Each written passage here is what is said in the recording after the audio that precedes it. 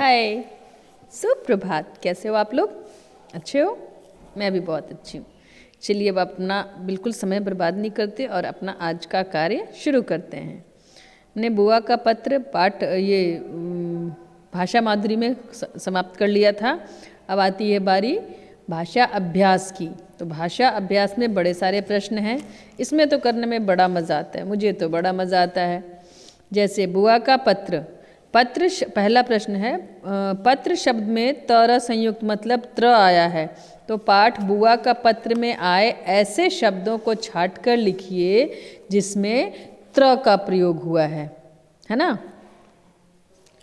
हाँ, तो इसमें ऐसे शब्द लिखने हैं जो बुआ के पत्र में जिनका उपयोग हुआ है और जिसमें त्र अक्षर का उपयोग हुआ है। ठीक है, ऐसे यहाँ 4 लिखने के लिए कहा गया है, लेकिन बुआ के पत्र में ऐसे 3 ही शब्द हैं। तो एक शब्द आप अपने इच्छा के अनुसार लिख दीजिएगा। इसमें 3 शब्द जो आए हैं वो हैं पत्र, चित्र और चित्रकला। ठीक है, एक त्र वाला शब्द मित्र है, शत्रु है, और भी आपको जो समझ में आए त्र, जिसमें त्र का उपयोग होना चाहिए वैसा कोई एक शब्द लिख दोगे।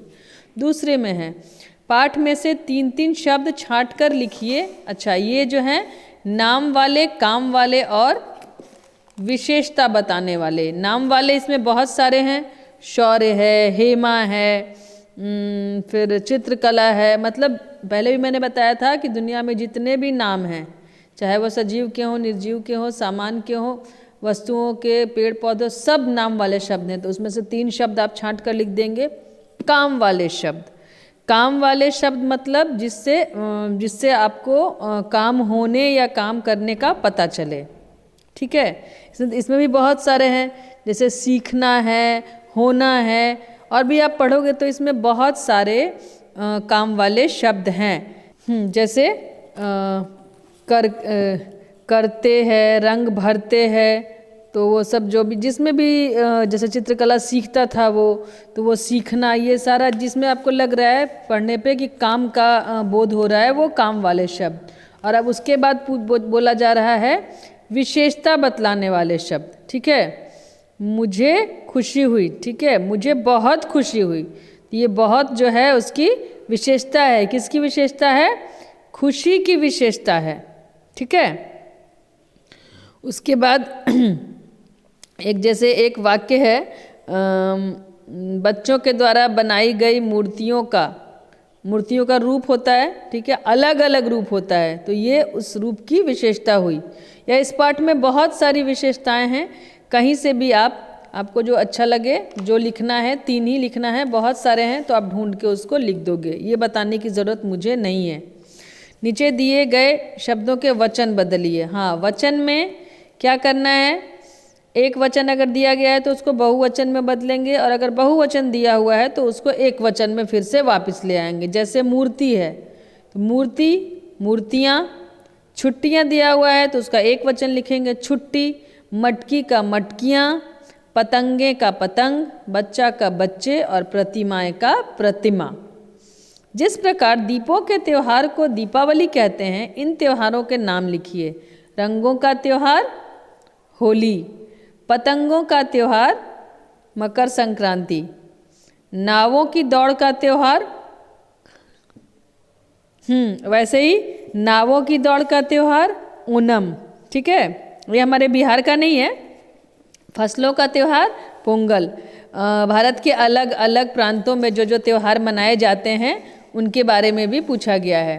फिर आते हैं 5वें प्रश्न में, हम दिए गए चित्र में से आप किन्हीं 10 चीज़ों को पहचान कर उनके नाम लिखिए। एक चित्र दिया गया है और मेरे हिसाब से ये दीपावली का चित्र है ना, दीपावली त्यौहार जो मनाते हैं हम, इसमें से बहुत सारी चीज़ें हैं, आपको 10 चीज़ों के नाम लिखने हैं। जैसे देखो, पहला जो मुझे दिख रहा, सबसे पहले मुझे बच्चे दिख रहे हैं, बच्चे। उसके बाद है क्या है, हाँ, फुलझड़ी है, मोमबत्ती है, पंखा है, रेडियो है, मिठाई है, दिया है, और पेड़ पौधे हैं, और वो लाइट्स जो घर में लगाते हैं वो है, फूल माला है। बहुत सारे शब्द हैं जिसमें से 10 शब्द आपको चुनकर लिखने हैं। अब चित्र पर आधारित 5 वाक्य लिखिए। मतलब स्टोरी बनानी है, आप स्टोरी नहीं, 5 वाक्य ही लिखने हैं चित्र के हिसाब से। जैसे पहला जो यहाँ लिखेंगे, आज दीपावली का त्योहार है। सारे बच्चे पटाखे जला रहे हैं। एक बच्ची दिए सजा रही है। माँ सबको बधाइयाँ दे रही है और हम लोग पूजा की तैयारी कर रहे हैं। हो गया 5 वाक्य। स्टोरी नहीं बनानी है, बस 5 वाक्य लिखना है इस पिक्चर के, इस चित्र के आधार पर, अलग से नहीं। दीपावली के इस पोस्ट कार्ड को शुभकामना पत्र बनाइए और रंगों से सजाइए। जैसा कि आपको दिख रहा है, दिया का एक चित्र बनाया हुआ है, उसको रंग भरना है। और आदरणीय दादी जी, नानी जी, वो ऊपर लिखा हुआ है, उनको आप निमंत्रण दीजिए, सॉरी निमंत्रण नहीं दीजिए, शुभकामना दीजिए, शुभकामना दीजिए। जैसे आपको दीपावली की बहुत सारी शुभकामनाएं, और अपना लास्ट में अपना नाम लिख दीजिए। ठीक है, बस आज के लिए इतना ही है ना, काफ़ी आज के लिए। बाकी जो बचा हुआ है वो हम अगले दिन करेंगे। ठीक है।